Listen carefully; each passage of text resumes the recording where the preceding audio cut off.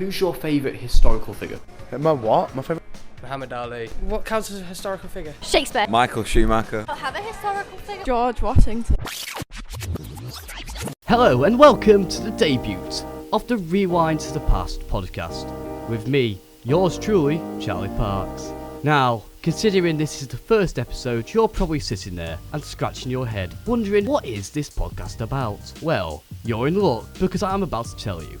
This podcast focuses on major events or historical figures from the past. Now, don't leave. I know what you're thinking. Another boring history podcast. But I promise you, every single episode and every single topic that is mentioned on this podcast will be tackled with a light-hearted and comedic approach. I want to educate and inform you throughout each episode while also entertaining you. Now that I've got that out of the way, I think it might be time to kick off the episode. In today's episode, we're looking back at Martin Luther King. I have a dream. During today's episode, I'll be speaking to Robin Driver. They are a history student at Pruitt College who is a huge fan and has a vast knowledge of Martin Luther King. Through the interview, I'll be asking Robin many important and interesting questions, including why is Martin Luther King their favourite historical figure? So, that's all I have to say so far, so I hope you're ready. The interview is about to begin. Martin Luther King was a civil rights activist in the 50s and 60s in America during the segregation era. He worked predominantly in the South. He's well known for the Birmingham campaign and the March on Washington in 1963, where he did his very well known I Have a Dream speech. I learnt about Martin Luther King during my A-levels, and he just stood out to me as like a really inspiring individual, and he really worked really hard for what he believed in, even he was assassinated for what he did. He's really like an inspiring figure, and he kept going against all like adversity and everything, and he was also just like really smart and had some really good ideas. The most inspirational thing he did was probably the I Have a Dream speech, getting up in front of like 20,000 people and really speaking his mind. It had a huge impact on the legislation that was created even a year later, the Civil Rights Act and the Voting Rights Act, which changed the lives of black people in America. If he was alive today, I think he would still be working for black people's rights, because obviously it's still not equal in America, especially. Still be very passionate about what he believes in. I think we can take the evidence from a few years ago with the BLM protests that happened in like 2020, 2021. They were, while somewhat similar to the protests in the 50s and 60s with the non-violence and the like mass protesting, I think they're a lot different due to the fact of like social media and things. Like those protests, they didn't have like big leaders organising them, and there wasn't like organisations. It was more like small like grassroots groups organising them through social media. So I think social media would have a huge impact in how differently protests would take place. Well, that was a cracking first part to the interview. Yes, you heard me, first part. There is still even more to come, but I've decided to move away from it for just a moment, so I can give you some interesting facts about Martin Luther King. Martin Luther King entered college at age 15 in 1944, and then proceeded to graduate in 1948 with a BA in sociology at age 19. He was arrested 29 different times. These charges will range from civil disobedience to traffic violations. He survived an assassination attempt a decade before he was assassinated. The woman that attempted this was after him for 5 years and claimed he had ties to the Communist Party. His birth name was Michael, and he was opposed to the Vietnam War. Here are some facts about the Civil Rights Movement. Now, I know you won't believe this. The Civil Rights Movement helped change the law. Who knew that? Well, everyone. Okay, fine. I'll give you some proper facts. When the Civil War ended, the 13th Amendment of the United States Constitution was added. This stated that slavery was illegal. The laws that were used to segregate white and black people were called the Jim Crow laws. Abraham Lincoln freed slaves during the Civil War. During the time of the Civil Rights Movement, a voting act was introduced, and this made it legal to prevent any citizen from voting. Okay, I've now run out of facts. That's it. See ya. Why are you still here? Oh, that's better. Wait, you're still here? Fine. I suppose you can stay and listen to the rest of the podcast. Right, so now that's out the way, let's get back to the interview.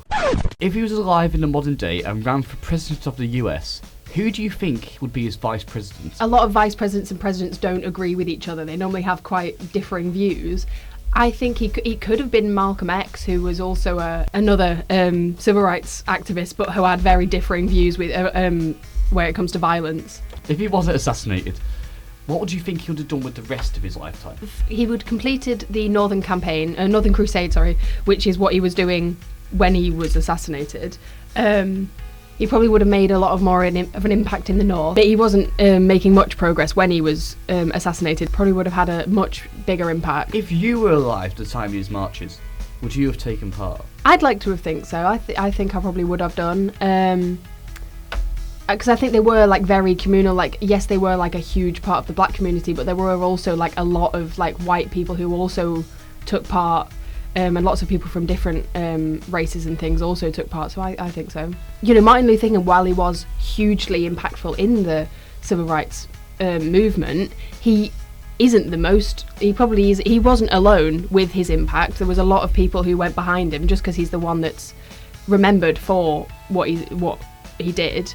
I think there probably could be someone with just as much of being remembered as him. I think he was motivated by the opportunity.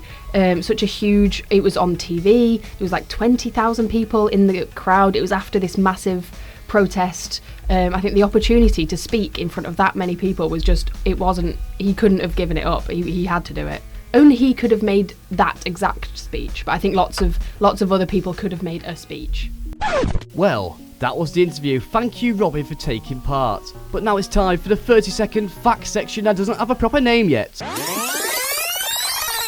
His birth name was Michael. He improvised most of his recognised lines in his famous speech. He wrote 5 books. He's the only American other than George Washington whose birthday is a national holiday.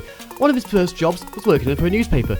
He met his future wife over the phone. He didn't expect to become a civil rights leader. He spoke at over 2,500 events. And finally, his imprisonment helped JFK get elected president. Oh, that was quite a bit. I hear you. You want more. So I'll give you more. After his death, his remains were carried in a farm wagon and dragged by mules to the Southview Cemetery. You've got to be kidding me. A man as influential as him going out that way? You could say that fact made my soil drop. In 1964, Martin Luther King was awarded the Nobel Peace Prize for his non-violent struggle for civil rights. In fact, me and Martin Luther King have something in common. I'm actually waiting to hear the results of the Worst Bad Habit Award. Trust me, it's nail-biting. He worked with Motown Records to create an album. The album was a copy of his Detroit speech in August 1953, The Great March to Freedom. The record label was charging 30 cents per purchase. Now, I think iTunes needs to take some tips. Here are some more facts about Martin Luther King. His I Have a Dream speech was not his first speech he made at the Lincoln Memorial. 6 years before the March on Washington, he joined other civil rights leaders. This was in front of a crowd that was estimated between 15,000 and 30,000 people. His mother was also killed by a bullet. The aim was to kill his father, but his mother was killed because she was closer. This took place 6 years before his death. He was a reverend and a member of the Baptist Church. Linking onto that fact, he was also born into a house of religion and activism. He is the only non-president to have a national holiday in his name. He won a Grammy Award for the best spoken word recording. That's it for this episode of Rewind to the Past. I'd like to send all my thanks over to Robin for taking the time out of their day to join me for the interview. As well as that, I'd like to thank you, the listener, for listening to the first ever episode of this podcast. We are also on Twitter, so follow us at RewindTTP. There is even more content, including an insight into our behind the scenes on there. This podcast releases a new episode every month, looking back in time to historical figures and events that you want to know more about. I've been Charlie Parks, and that's been Rewind to the Past. Me next month on Rewind to the Past as I cover another huge historical event or figure. I bet you cannot wait to find out who it is, because I can't. Nah, more will be revealed on the social media, so fast forward to the future and catch the next episode of Rewind to the Past.